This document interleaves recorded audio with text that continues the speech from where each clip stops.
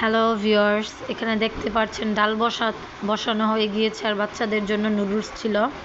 আর এখানে লাল শাকগুলো ভেজে নিচ্ছে সুন্দরভাবে। আজকে লাল শাক রান্না করা হবে। লাল শাক কিন্তু অনেক রকমভাবেই খায়, গুতিয়ে খায়, অনেকে আস্তে আস্তে ভাজি খায়, আর ভাতও বসিয়ে দেওয়া হয়ে গেছে। হ্যালো ভিউয়ার্স, আসসালামু আলাইকুম। আপনারা সবাই কেমন আছেন? আলহামদুলিল্লাহ, আল্লাহর অশেষ রহমতে আপনাদের দোয়ায় আমরাও ভালো আছি।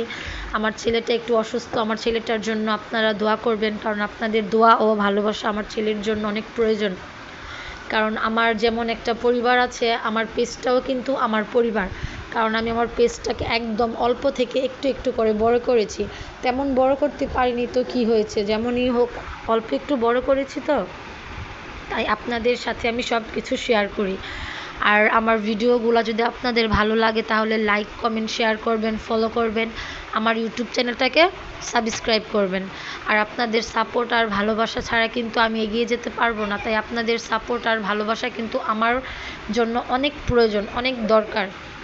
তো এখানে রান্না বান্নার কাজ চলতেছে। তো ডিম সিদ্ধ করতে দিয়েছে, আর এদিকে দাঁড়ার তরকারিটা রান্না করতেছে। দাঁড়া কিন্তু আজকে টাকি মাছ দিয়ে রান্না করা হবে। আর দাঁড়া তরকারি চিংড়ি মাছ দিয়ে রান্না করা হয় তাহলে কিন্তু আরও মজা লাগে, আরও স্বাদ হয়। দাঁড়ার তরকারিতে টমেটো দিয়ে দিয়েছে, এখন পরিমাণ মতো ঝোল দিয়ে দিবে। ঝোলটা একটু টেনে নিলে এখানে পরিমাণ মতো ঝোলটা হয়ে গিয়েছে। এখন মাছগুলো সুন্দরভাবে দিয়ে দিচ্ছে। তো মাছগুলো সুন্দরভাবে দিয়ে দিল, আর ডিমগুলো সিদ্ধ হয়ে গিয়েছে, এই জন্য ডিমগুলো হালকা লালচা করে ভেজে নিচ্ছে। সুন্দর করে ডিমগুলো ভেজে নেওয়া হয়ে গিয়েছে। আরেকদিকে এখানে আরেক চুলাতে পেঁয়াজ আর আলু একসাথে দিয়ে সুন্দরভাবে লাল করে ভেজে নেবে। আপনারা প্রায় দেখেন আমাদের এভাবেই রান্না করা হয়, কিন্তু অনেক মজা হয়। আপনারা একদিন আপনাদের বাসায় ট্রাই করে দেখবেন এভাবে রান্নাটা যে কতটা মজা লাগে, অনেক স্বাদ হয় কিন্তু।